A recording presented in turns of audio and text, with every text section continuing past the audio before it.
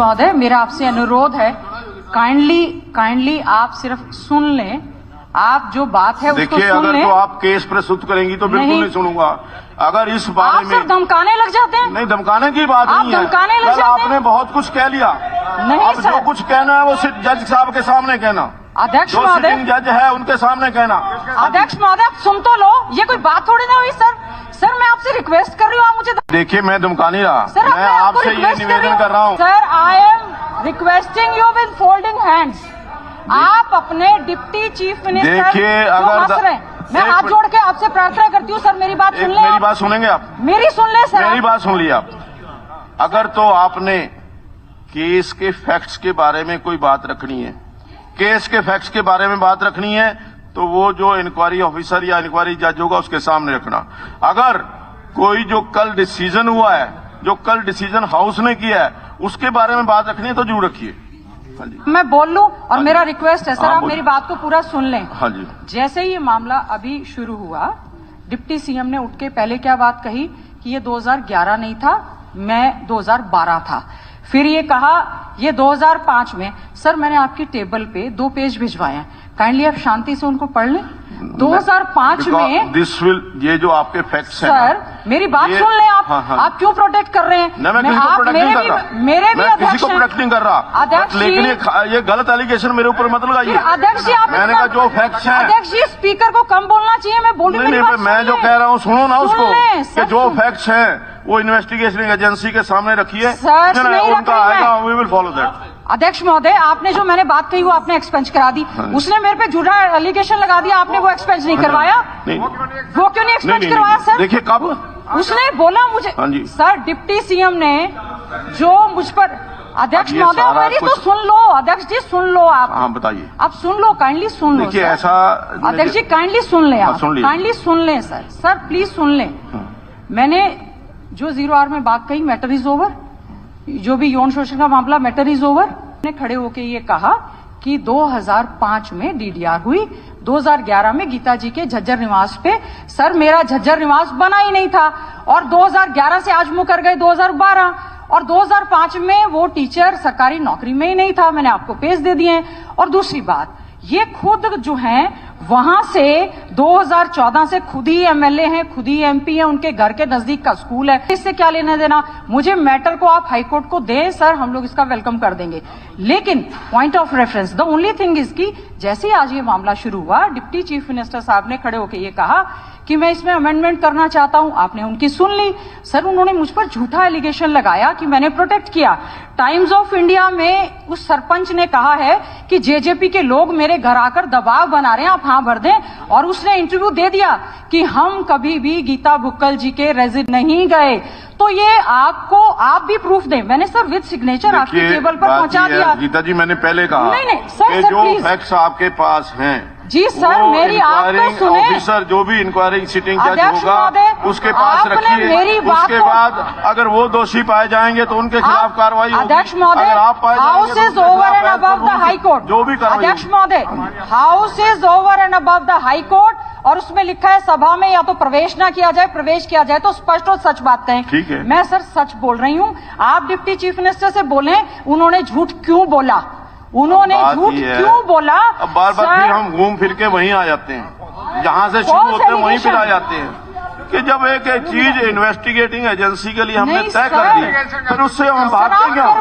उससे क्यों दूर जा रहे हैं? भाग रहे क्यों? उनसे पूछ लेना। नहीं उसको वो तो तैयार है। आप उनसे पूछे, वो इंक्वायरी कराने के लिए तैयार है।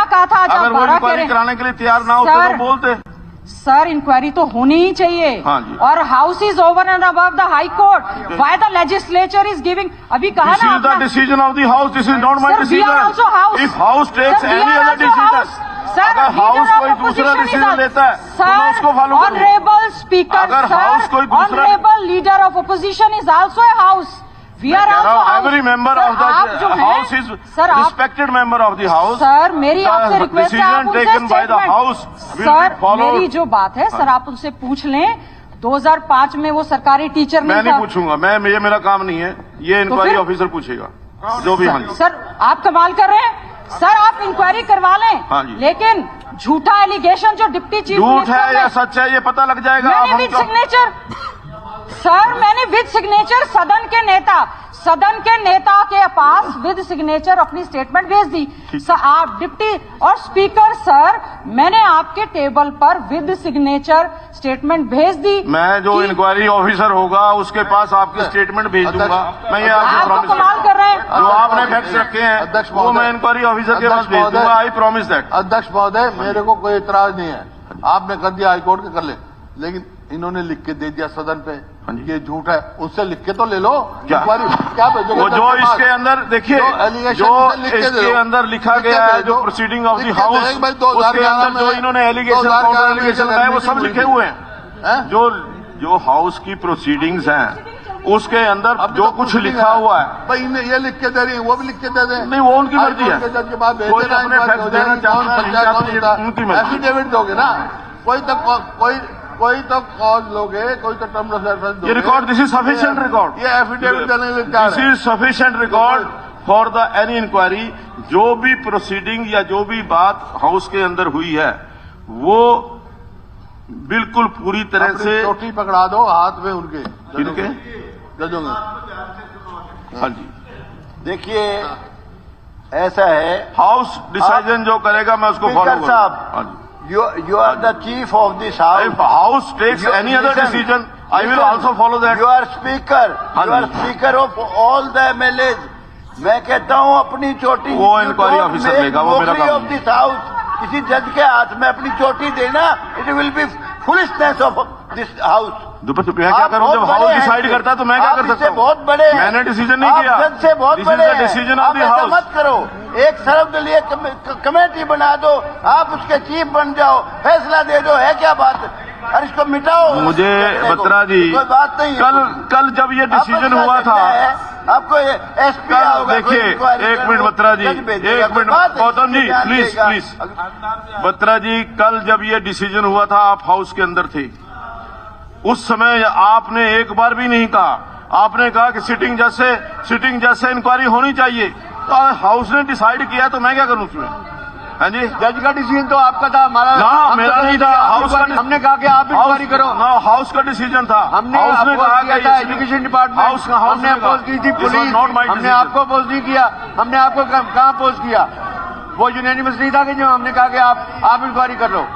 आई एम रेडी टू गिव मैं सर एफिडेविट दे रही हूँ। मैं आप उनको एक बार खड़ा तो करके पूछ लें कि उन्होंने झूठ क्यों बोला। नहीं, अभी झूठ सच का फैसला हम नहीं कर सकते, मैं नहीं कर सकता। नहीं सर, उन्होंने 11 का 12 करवा लिया।